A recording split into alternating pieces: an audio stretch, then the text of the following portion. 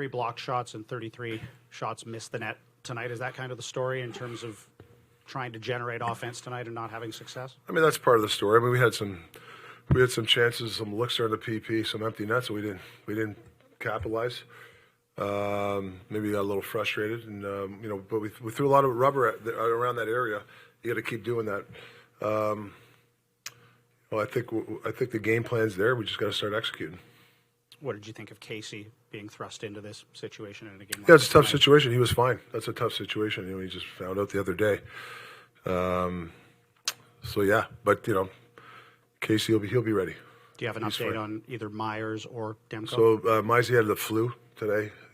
He was really under the weather, and then Demmer got evaluated today. He's going to be probably week to week. Rick, I know there's a lot of blocked shots, but there also seemed to be a bit of a relucance at times for your guys to shoot the puck. Have you ever seen a team so reluctant to shoot? And then second part of the question, what are you seeing from PD right now? I know there was a couple chances that were right there for him. We saw the frustration. What are you seeing?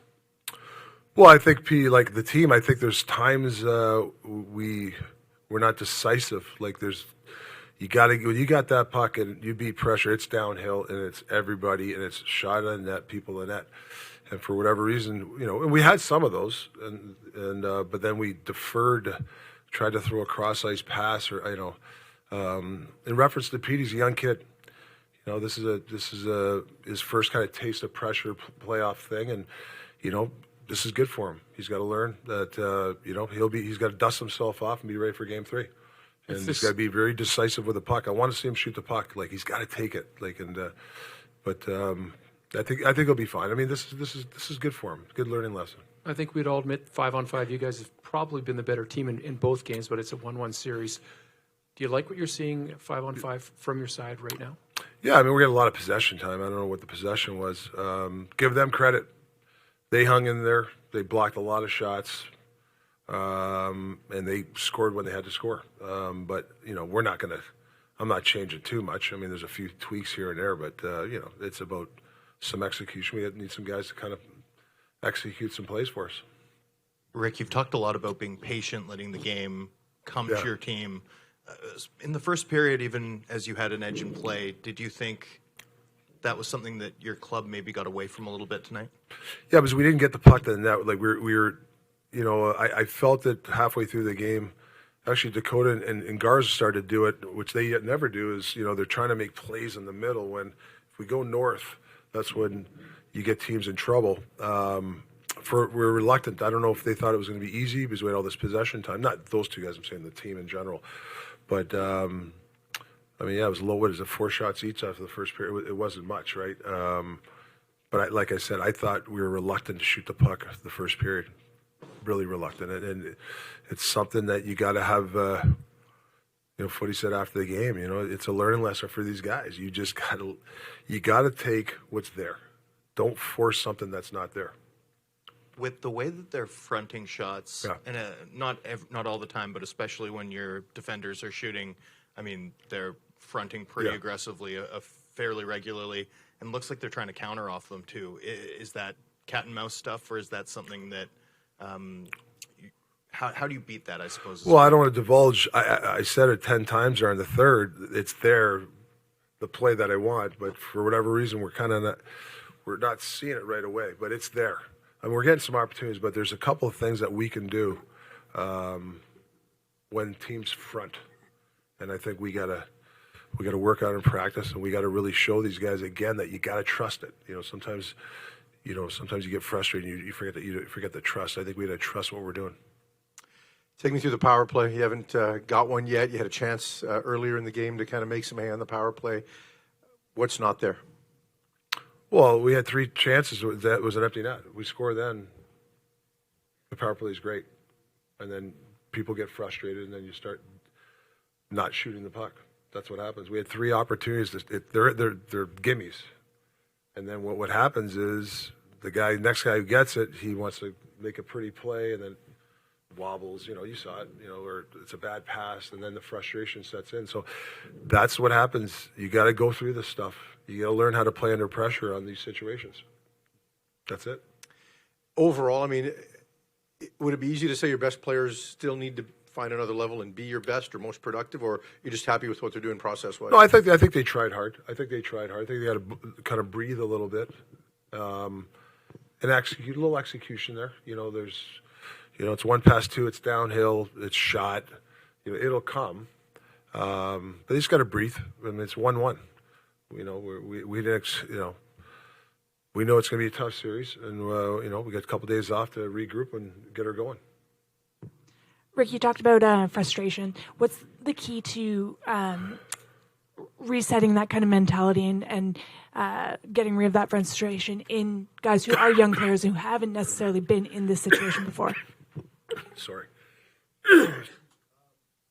Well, I think it's important that each individual just sticks with it. Like, it just takes 1 or 2 guys to get frustrated. It does, and then you can see it ravel. So I felt last year, this team, when it got frustrated, it really kind of went through the team. I thought this year we really bounced back after frustrated. We come back pretty well after a frustrated game or a couple of games. So that's what, we're going to rely on that resolve that we had this year. You can't, there's some positives of this game, but you can't let the frustration of them fronting pucks or whatever, or our lack of execution get in practice tomorrow. Or when we practice, and let's execute these plays and reps and reps and reps. And when it comes to the pressure, it's there for you. That's how you handle pressure. Rick, obviously, defensively packing the middle, they're taking something away, but they also have to give something up. How do you exploit what they're giving up? Well, we had a couple of posts. Dak had that. I think he got hooked there. I mean, there's 6 glory chances. If you convert 3, it's 50%. So I don't know. There's a lot to dive into, and to me, is execution, and also, I don't even want to get into the one option I know is there. We just got to find it, and when teams front pucks. You've talked about your team being even keel all season long and trying to practice that. You're going into Nashville now, hostile territory for a lot of guys, first time. How much confidence do you have in the group heading into Nashville? Very confident. I mean, look at the third. We had the puck the whole time, and I mean, the guys are trying. It's just you just can't get frustrated after a loss. We got some guys that they want to play better, they want to execute. And they just got to breathe and relax and have a good practice. Get a good meal in you, go for a walk, and then just be ready. I mean, that's what playoff hockey's all about. You can't get too nervous about it. You just got to. It's a hockey game. Adam, hold on a second. We have to get Nashville in this room. 2 more questions. One here, and then we'll be done. Coach, from a defensive perspective, 16 shots, 15 on DeSmith, and you guys basically blanked them in the third period. How important is that defensive structure, and is it a byproduct of just the constant offensive structure in Nashville kind of sitting back a little bit? Well, I don't know. I mean, I think when they have 4 or 5, they had 5 chances, 5 on 5. I'll take that all day long. I'll book that for the rest of the playoffs, but that's not going to happen. They had 5 chances, 5 on 5. Give them credit, though. They did what they had to win, but we just got to figure a way of some people shooting the puck when we should, and some people getting some areas when, behind the front and pucks on these, these rebounds, and then put them in. There's 3 or 4 sitting there, or there's some 3 or 4 shots that if you shoot it, it's in the net. You got to be decisive. That's what it's about. So it's not a big. We're not going to be in there looking at a big game plan. We're going to be switching stuff because we had, 33 attempts or blocks and all that stuff. But there are some stuff that we can do for sure. Just to go back to the Demmer question, being out week to week, which sounds like not for the rest of the series. Yeah. What's the challenge now for the group for morale? Because that's, in the end, you have bumps, they're going to come in, but losing a star player is never easy. Well, that's where leadership group and a guy like Zadorov, who's like he's just a breath of fresh air. He's a funny guy. He's great in the locker room. Those are the guys that you rely on, and their leadership group. You group together and make sure that the young guys like Hoggy and these guys understand that, hey, we're okay. That's what it's all about. And obviously the coaching staff, it's got to come from myself too. The leader, I got to lead those guys too, to make sure, it's not the end of the world. And Demmer's around a lot, so that should help too.